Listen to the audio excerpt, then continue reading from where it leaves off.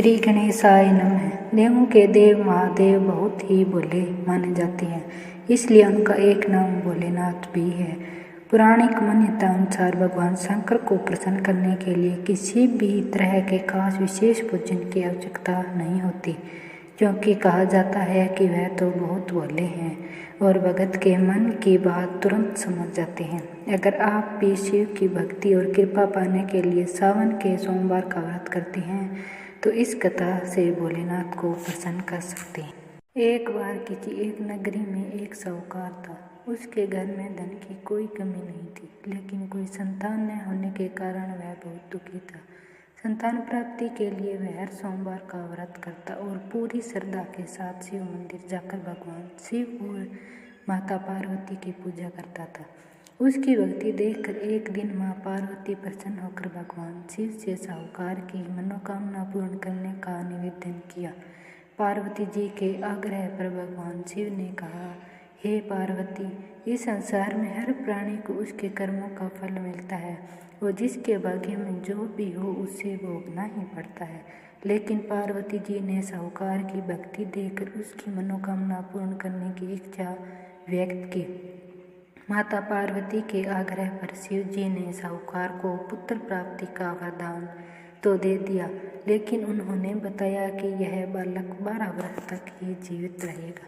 माता पार्वती और भगवान शिव की बातचीत को साहूकार सुन रहा था, इसलिए उसे ना तो इस बात की खुशी हुई और ना ही दुख। वह पहले की भांति शिव जी की पूजा करता रहा। कुछ समय के बाद साहूकार की पत्नी ने एक पुत्र को जन्म दिया। जब वह बालक 11 वर्ष का हुआ तो उसे पढ़ने के लिए काशी जी भेज दिया गया।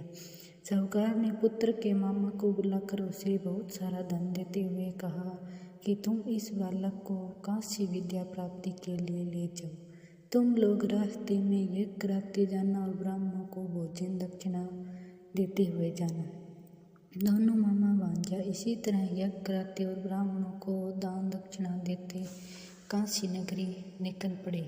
इस दौरान रात में एक नगर पड़ा, जहाँ नगर के राजा की कन्या का विवाह था। लेकिन जिस राजकुमार से उसका विवाह होने वाला था वह एक आंख से काना था। राजकुमार के पिता ने अपने पुत्र के काना होने की बात को छुपाने के लिए सोचा, क्यों न उसने साहूकार के पुत्र को दूल्हा बनाकर राजकुमारी से विवाह करा दूं।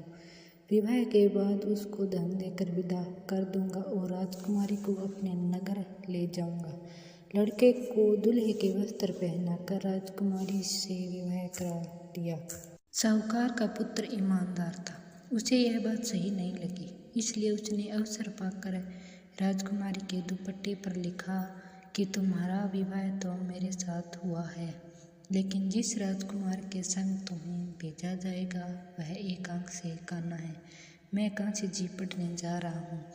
जब राजकुमारी ने चुन्नी पर लिखी बात पढ़ी तो उसने अपने माता पिता को यह बात बताई। राजा ने अपनी पुत्री को विदा नहीं किया, फिर बारात वापस चली गई।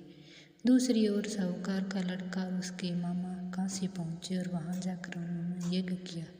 जिस दिन लड़का 12 साल का हुआ उसी दिन भी यज्ञ का आयोजन था। लड़के ने अपने मामा से कहा कि मेरी तबीयत कुछ ठीक नहीं है। मामा ने कहा कि तुम मंदिर जाकर आराम करो। शिव जी के वरदान अनुसार कुछ ही देर में उस बालक के प्राण निकल गए।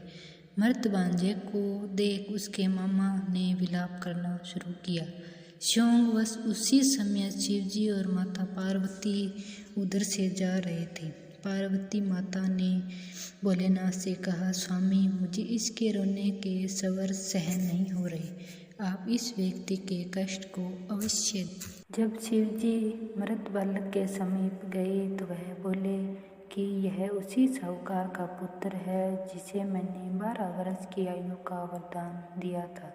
जब उसकी आयु पूरी हो चुकी है, लेकिन मातृभाव से विभोर माता पार्वती ने कहा कि हे महादेव, आप इस बालक को और आयु देने की कृपा करें, अन्यथा इसके वियोग में इसके माता पिता भी तड़प तड़प कर मर जाएंगे।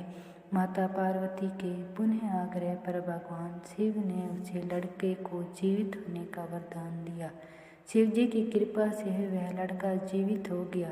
शिक्षा पूरी करके लड़का मामा के साथ अपने नगर की ओर वापस चल दिया। दोनों चलते हुए उसी नगरी में पहुँचे जहाँ उसका विवाह हुआ था। उसी नगरी में उन्होंने यज्ञ का आयोजन किया। उस लड़के के ससुर ने उसे पहचान लिया और महल में ले जाकर उसकी खातिरदारी की और अपनी पुत्री किया। इधर साहूकार और उसकी पत्नी भूखे प्यासे रहकर बेटे की प्रतीक्षा कर रहे थे। उन्होंने प्रण कर रखा था कि यदि उन्होंने अपने बेटे के मृत्यु का समाचार मिला तो वह भी प्राण त्याग देंगे। परंतु अपने बेटे के जीवित होने का समाचार पाकर वह बेहद प्रसन्न हुए।